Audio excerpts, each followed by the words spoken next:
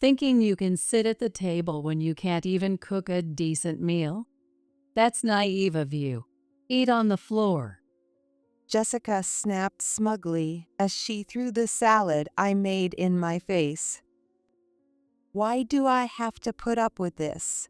And my husband just stays silent. This is ridiculous. I'll show this spoiled mother-son duo what real hell is like. My name is Claire. I'm 40 years old, and my poochy belly is my charm. I should lose weight. But seriously, even after successfully dieting, my lower belly just wouldn't disappear. Stubborn fat, ugh. Nowadays, I have a soft and relaxed body, but I once went through an experience that made me lose a lot of weight from stress. That was about 10 years ago. I had been married for several years, living with my husband Ken and our young daughter Mia. We enjoyed a quiet life together. I was even thinking maybe one more kid wouldn't be too much. One day, I got a call that Jessica had fallen down the stairs at her home and broken her leg and wrist. She had called the ambulance herself and was taken to the hospital, but since there was no one to accompany her, she was scared to take a taxi home alone and wanted me to pick her up from the hospital. Thinking it was an emergency, I went to pick up Jessica and drove her back to her house. Hey, welcome back. Ben, Ken's father, was lounging in the living room, watching TV, as if nothing had happened, even though Jessica had broken bones and had to be rushed to the hospital. By the way, Ben is retired and is usually at home all the time. I was still in shock from the news of Jessica's emergency transport, and my mind was spinning. Why hadn't Ben gone with her in the ambulance? Ben, you were here? Maybe he was out at the convenience store or something, but I doubted it. Yeah, I heard the noise when she fell. I was dumbfounded by Ben's nonchalant response. The truth is, these two have a pretty bad relationship. I don't know why, but according to my husband, they've been living like strangers for a long time. Even if they don't get along, how can someone be so indifferent when a family member is injured? From what I heard, Jessica said that I didn't want Ben to come with me, so I told the paramedics I'd go to the hospital alone. she also didn't want Ben to care about her. I wish they had considered my feelings, being called all the way from other town. If Ben had accompanied Jessica instead of arguing, I wouldn't have had to make the long trip to pick her up. Well, it would be cruel to complain to someone who's injured, so I let it go that day. Claire, I'm really sorry, but could you help out with the house? The next day, after Jessica was taken to the hospital, I got a call from her in that sweet, dependent tone of hers. You should handle your own house stuff or ask Ben. I couldn't say that. There's no way a man who wouldn't ride in the ambulance would help with housework. Saying that would just provoke Jessica. I'm not particularly at odds with Jessica, but being around her isn't exactly comfortable either. It's that typical invisible gap between an in-law and the family. Honestly, I didn't want to go, but I'm a stay-at-home mom. Jessica knows I have time on my hands while my kid is at kindergarten. Unfortunately, I didn't have a good excuse to refuse her request. So I reluctantly went to Jessica's house to help out. So, clean the bathroom and toilet. And I want to eat lunch at 11, so don't be late. Okay. I wasn't enthusiastic about the chores Jessica assigned, but this wasn't the time to complain. I had to get the tasks done quickly so I could be home before my daughter returned. I immediately started cleaning the toilet. It was clearly very dirty, as if it hadn't been cleaned regularly. Maybe it gets cleaned once a month. No, maybe once every 3 months. Perhaps they made me do housework just to take advantage of the situation. No, I shouldn't think like that. My heart is getting dirty. Today must have just been the once a month cleaning day by coincidence. Yeah, right. Listening to the angel and devil on my shoulders, thinking, Jessica, you. I scrubbed the toilet with a vengeance. The whole house was dirty, with many places needing cleaning. Although I've visited many times before, I had never seen it this bad. It couldn't have gotten this dirty in just one day because of her injury, so maybe Jessica was sick or something. But that concern was short-lived. Claire, can you come here? My leg hurts, so could you massage it? What? Suddenly called by Jessica, she asked me to massage the leg that wasn't broken. This isn't part of housework, I thought, but reluctantly massaged her leg. Oh, yes, right there. Every time she moaned with pleasure, my irritation grew. Do I really have to do this? But as a daughter-in-law, it's hard to go against your mother-in-law. What? You think I should say something sharp to her? No way, that only happens in TV dramas. In reality, saying something like that would just cause trouble and backfire. In reality, it's almost never that easy to get someone to just back down and give up. The more difficult the person's personality, the less likely they are to yield or reflect on their behavior. Though saying it like this makes it sound like Jessica has a bad personality. I shouldn't think like that. To avoid getting more annoyed by overthinking, I focused on massaging Jessica's leg when she said, Oh, it's already 10:30. Claire, have you started lunch preparations? No. She should understand that I can't prepare lunch while massaging her leg. Or what? Should I have grilled her exposed, plump leg like a barbecue? While the small irritations kept piling up, I tried to keep my emotions in check. I haven't started yet, I answered. What? You're so unorganized. There are only 30 minutes left. I'm starving, so hurry up. I had visited Jessica's house many times, but never realized she was this demanding. There were hints, but I usually didn't spend long periods alone with Jessica because I was busy with my daughter. So I never really noticed. During usual visits, my husband would be there. Jessica was generally uninterested in me or her granddaughter, preferring to interact with her sons. She would always be chatting happily with her sons, so our interactions were minimal. In retrospect, that was a blessing. Spending just a few hours alone with her is exhausting. With a sigh, I started preparing lunch and opened the fridge in surprise. It contained only eggs, milk, and coffee. Jessica, there aren't enough ingredients in the fridge. It won't last until dinner. Should I go shopping? Oh, it's fine. We'll order takeout for dinner. Okay. Takeout for dinner might work, but what about lunch? Should I just make an omelet or pudding?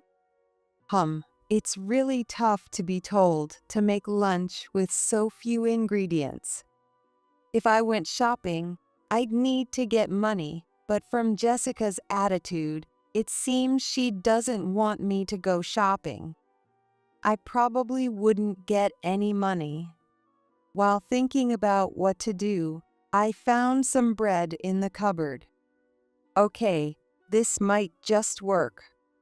I made sandwiches for lunch with what I had. I secretly wondered if they didn't cook much. Considering she lives with elderly Ben, maybe they don't eat a lot. In the end, I made lunch, did the laundry, and went back home. I made it just in time to greet my daughter when her kindergarten bus arrived, so I was relieved. The next day, when I went to the in-laws' house again, the fridge was full of groceries. Claire, could you make dinner tonight too? Ben asked. Apparently, Ben had bought the groceries. He must have liked the sandwiches from yesterday. I just put the eggs between some bread. I didn't think it was anything special, but Ben praised it as very delicious. Even I thought this praise was too much. I suspected he just wanted me to do everything. But Ben genuinely seemed excited about the meal. Still, I didn't intend to stay at their house until dinner. I had my own house to take care of. So, it was decided that I would make dinner during the day and they would heat it up. It would have been fine if they only asked me to cook dinner. But about 2 weeks later, Ben called my husband and asked. Can I borrow Claire for tomorrow night? Apparently, the neighborhood association was having a party and he wanted me to attend. Why me? We don't even live in the same neighborhood.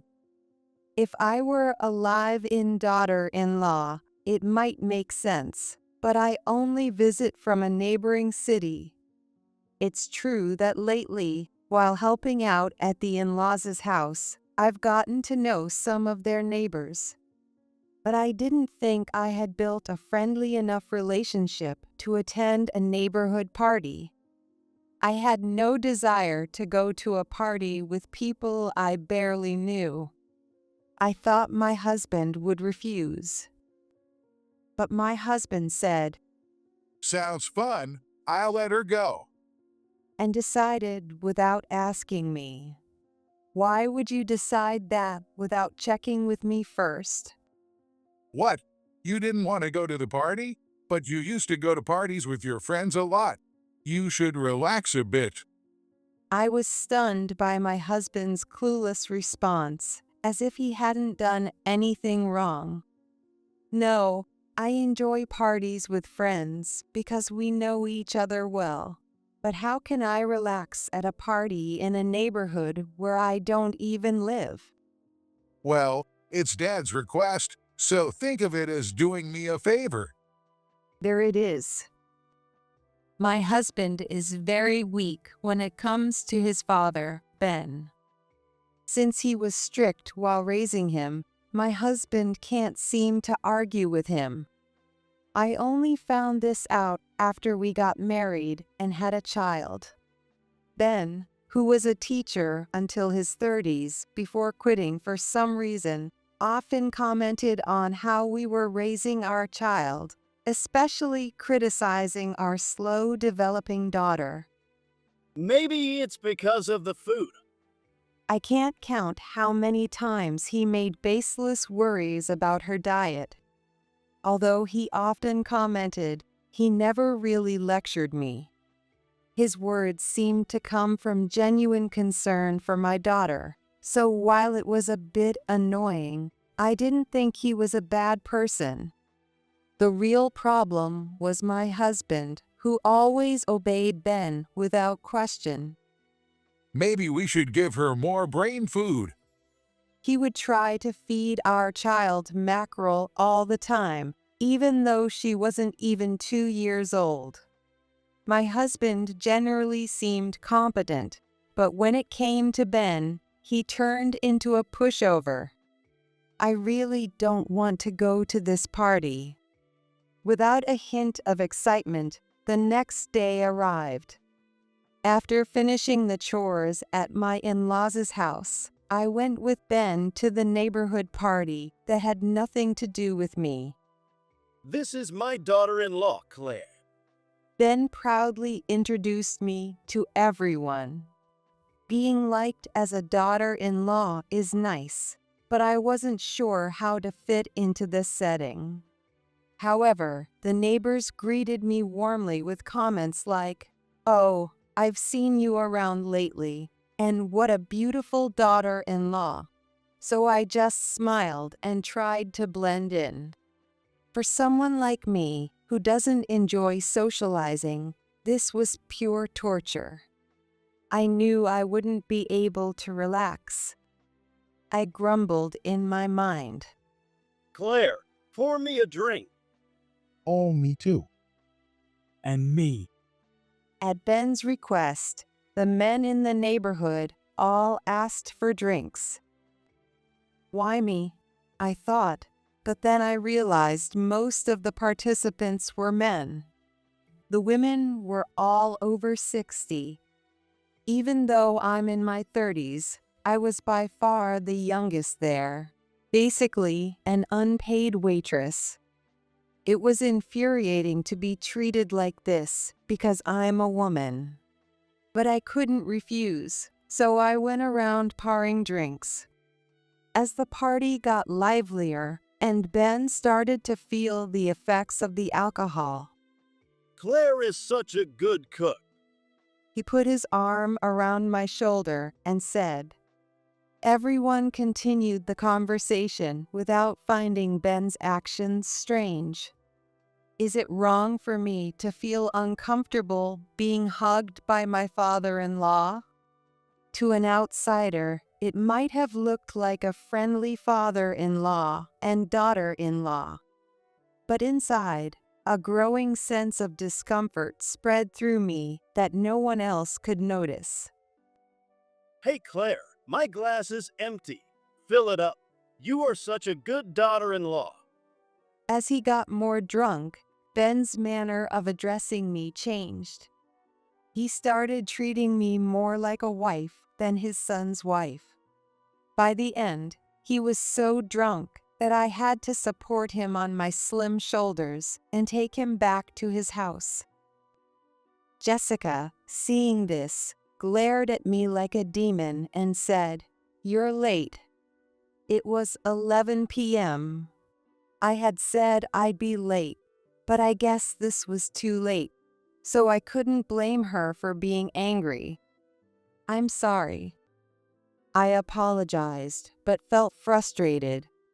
It wasn't my fault we were late. Ben just wouldn't leave.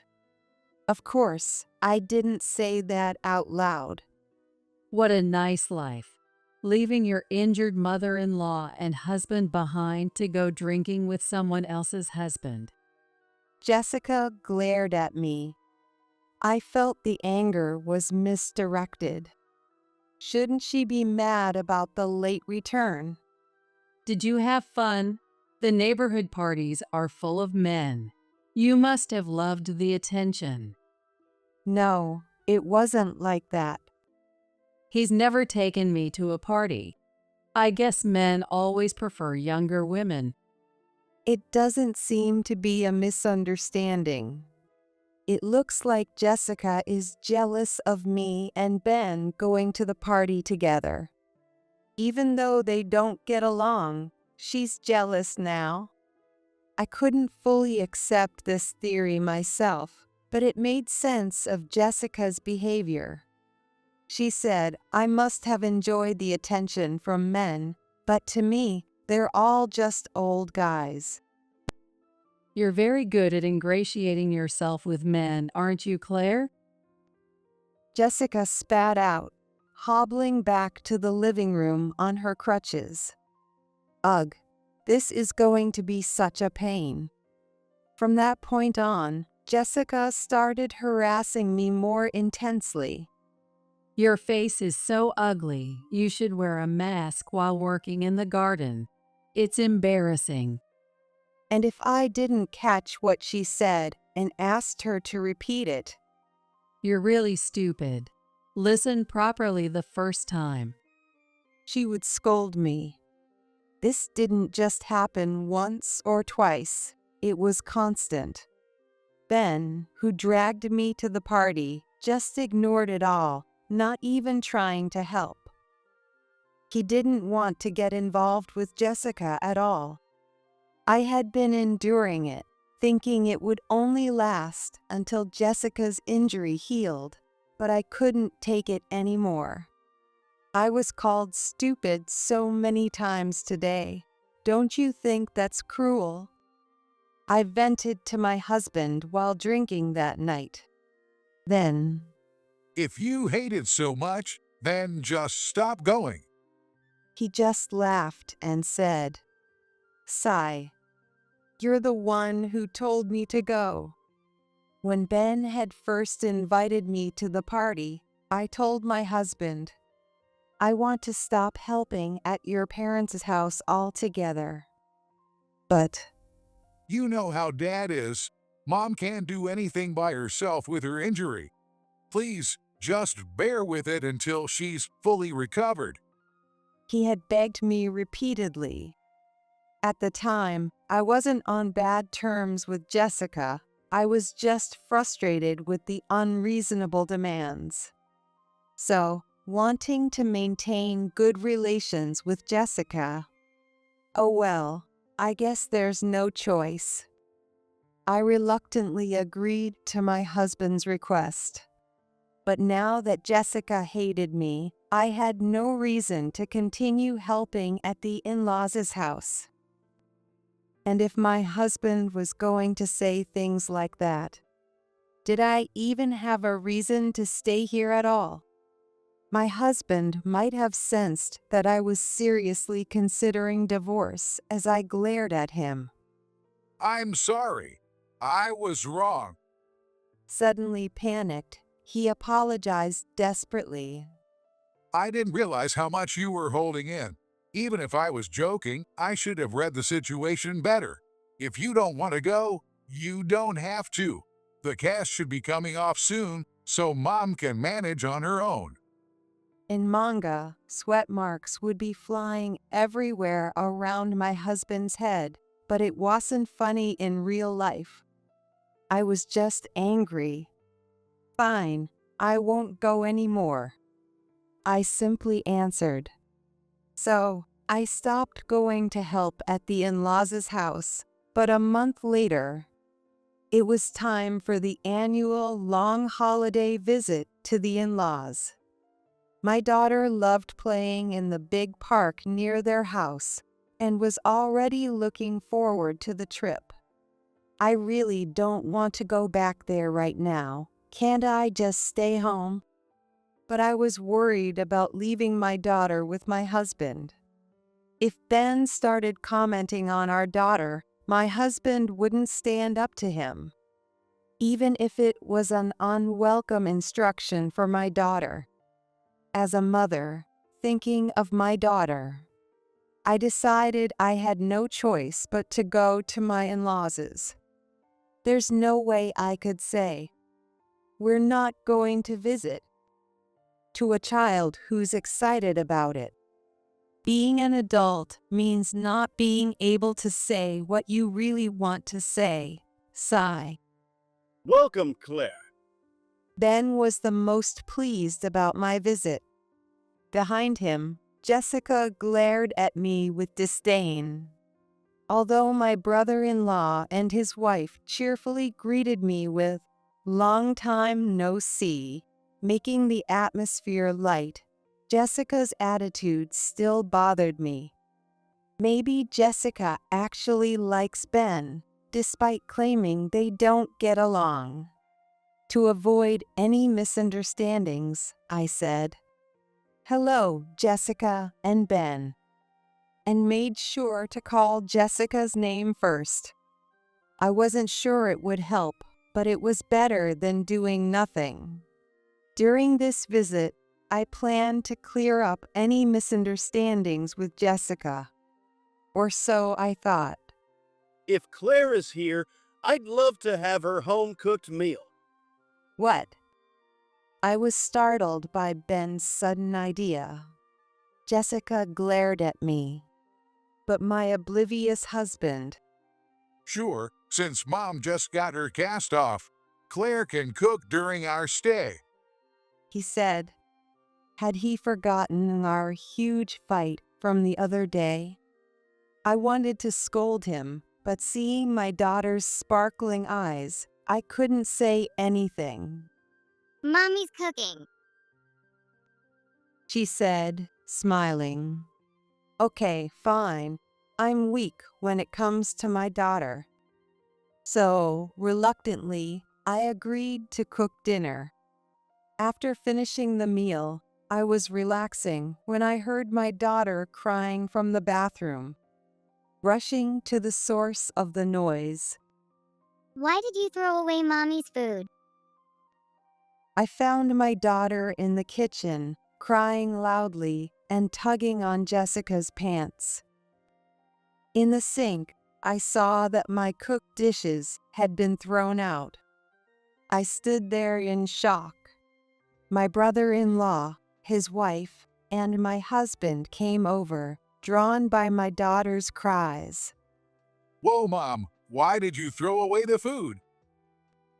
My husband sounded surprised, as if it had nothing to do with him. Wouldn't a normal person be angry if their wife's cooking was thrown away? I tasted it, and it was so bad I had to throw it out. Jessica said defiantly. I had tasted the food, and it wasn't a failure.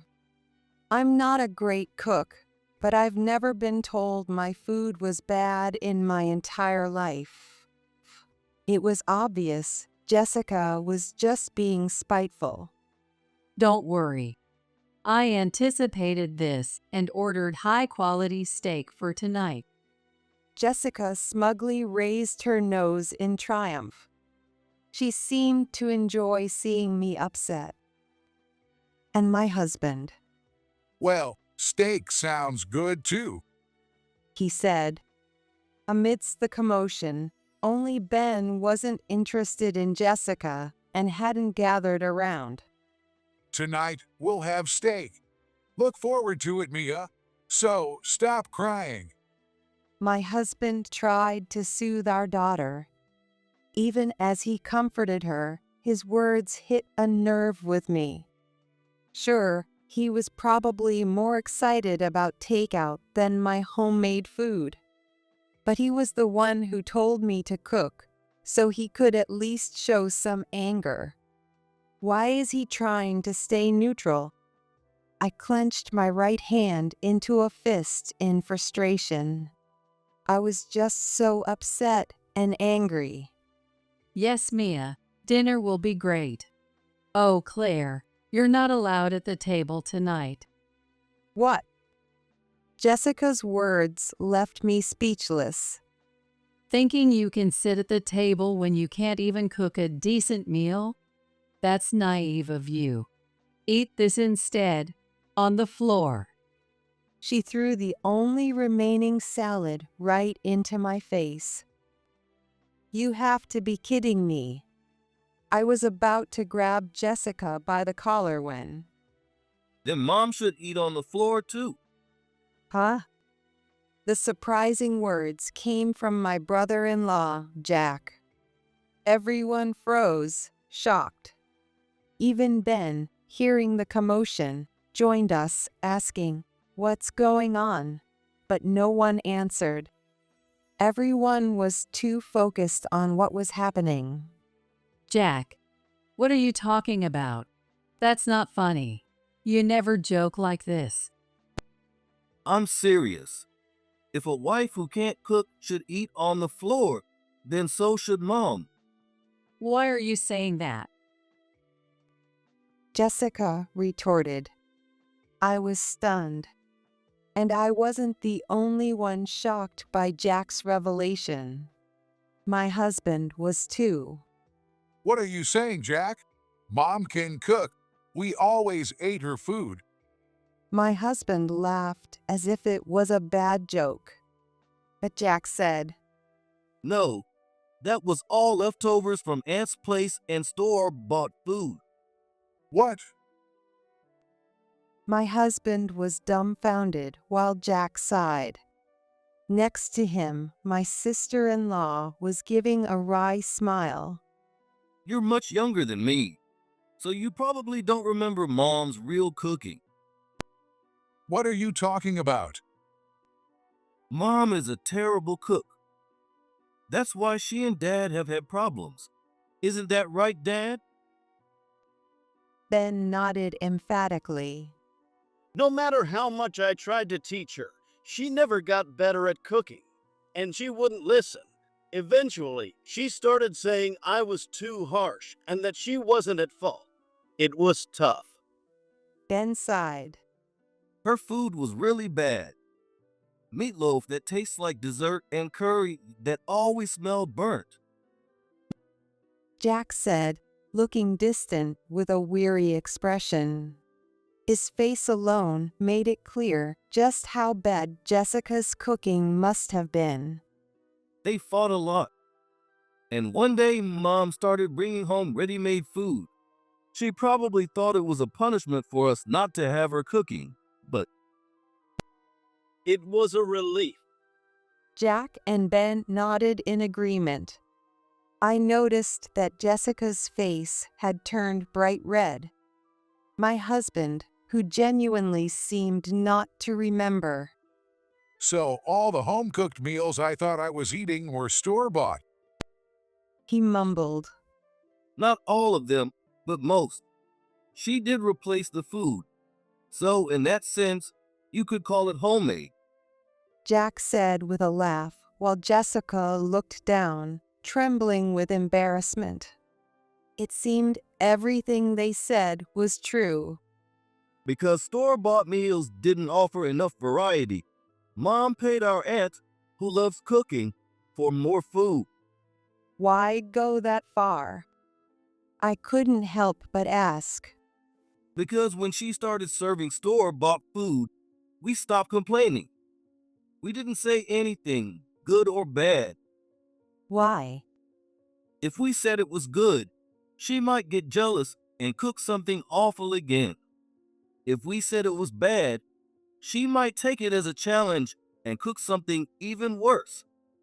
It was a matter of survival for us, Jack said with a serious expression. Ben added. Those were tough times. He looked like someone who had been through a traumatic event.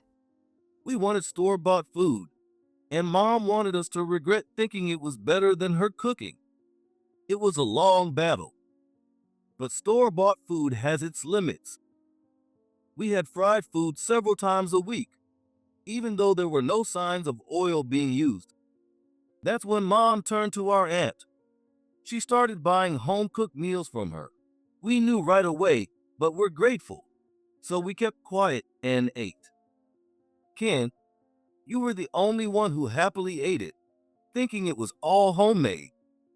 My husband was left speechless by Jack's revelations.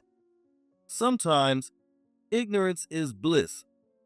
Jack said with a laugh. Mom is generally lazy, so she rarely cleans. She only did it to avoid Dad's nagging.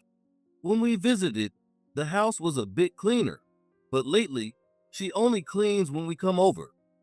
Hearing this, I realized it made sense. When I first started helping, the house was incredibly dirty.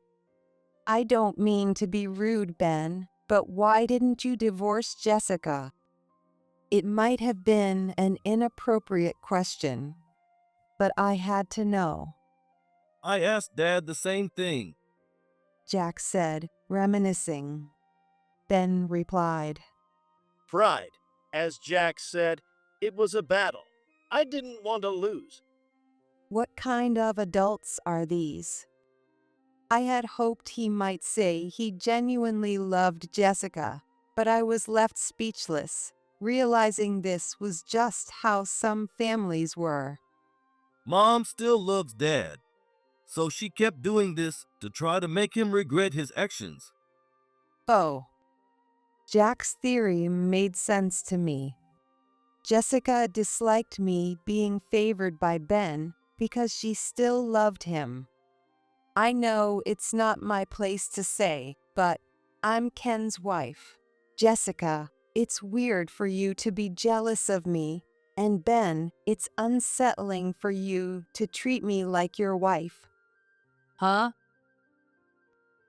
Jessica and Ben looked shocked by my blunt words.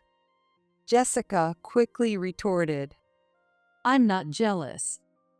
She raised her voice, which was undeniable proof that she was indeed jealous. As for Ben, Are you talking about the party? Did that bother you? asking about something that should have been obvious. I don't think any daughter-in-law enjoys being hugged for hours by a drunk father-in-law. I'm sorry. Hey, Dad, did you really do that to Claire? My husband snapped. What do you mean, did that, Dad? This is the second time I've told you about this in front of him. Huh?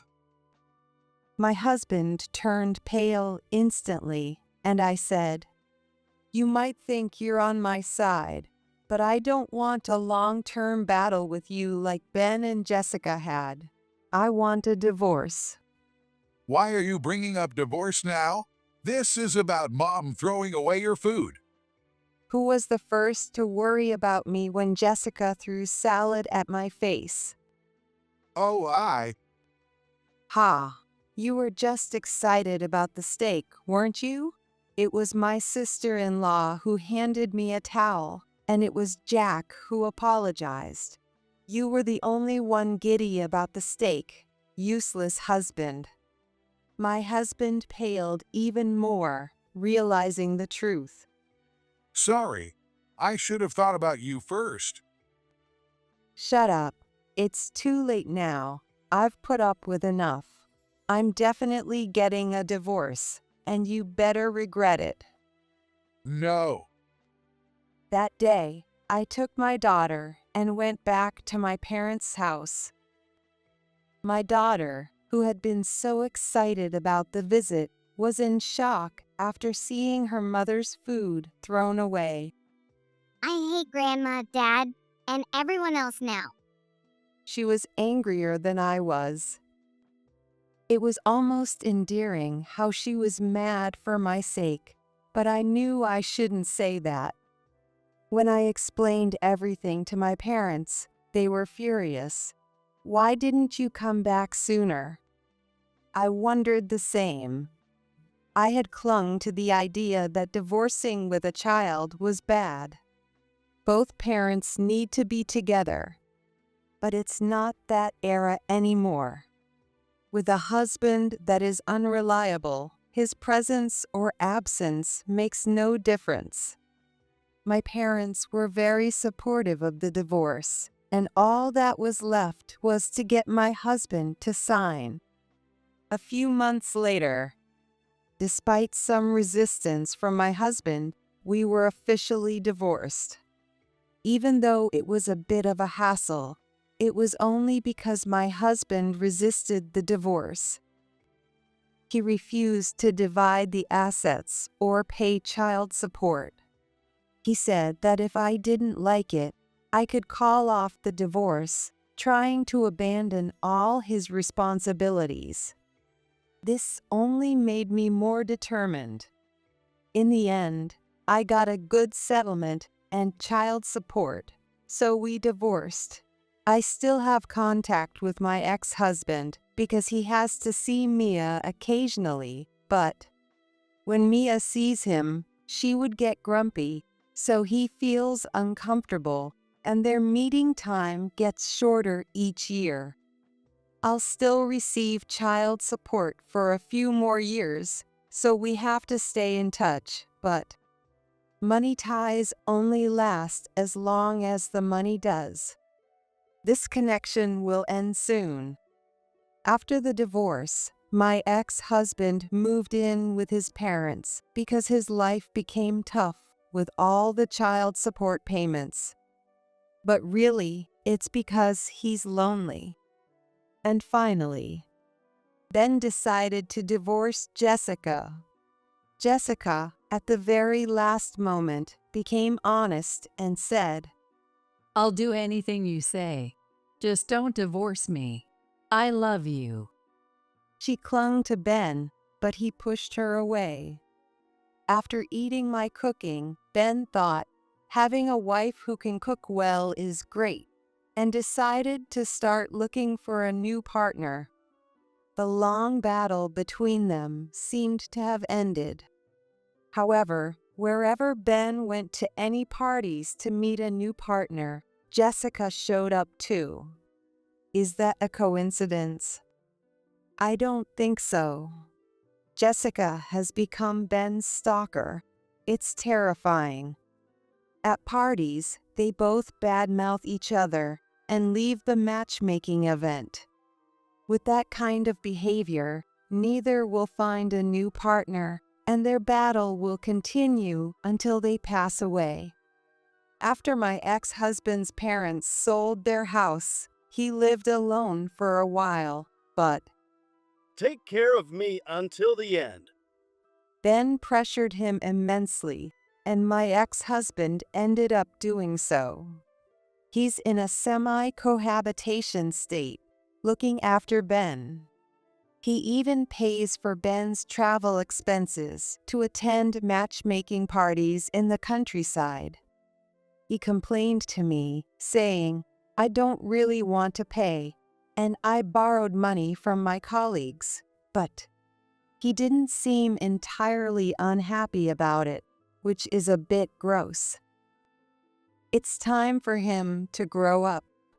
Good grief. He'll probably always be under Ben's thumb. I pity him, but he'll realize it when he's drowning in debt or has lost all his trust. From what he tells me, both futures are likely not far off. By then, my financial ties with him will be cut too. Good luck, ex-husband. Hehe. As for me, after the divorce, I helped around my parents' house for a while, then applied to many companies, and finally got a full-time job. But the first company had terrible working conditions, making me work late nights, even though I had a kid. So I decided to change jobs again and found another one. This time, I was assigned to a boss who looked down on me for being a single mother and persistently hit on me, so I quit that job too. Is it impossible for a woman with kids to work? Just when I was feeling down, a high school friend asked, You were good at drawing with chalk, right? Can you make a sign for my store? She was opening a cafe and needed a signboard. I agreed, thinking it would be fun, and it turned out to be something unexpected. People started asking, Who made this chalk sign? Can they make one for us too? This led me to become an artist specializing in chalk art. Now, I make signs, menus, wedding welcome boards, and more, working as a freelancer. The saying, when one door closes, another opens, is true. I started small, but having work is a blessing. I can't thank my friend enough for pointing me in this direction. My daughter has grown up and will be entering junior high school next year. Thankfully, She hasn't gone through a rebellious phase and has grown into a considerate and gentle person. Maybe she's kind because she was raised by her grandparents. I've heard that kids raised by their grandparents tend to be kind. Anyway, she's my precious daughter, no matter how old she gets. I want to continue living happily with my family.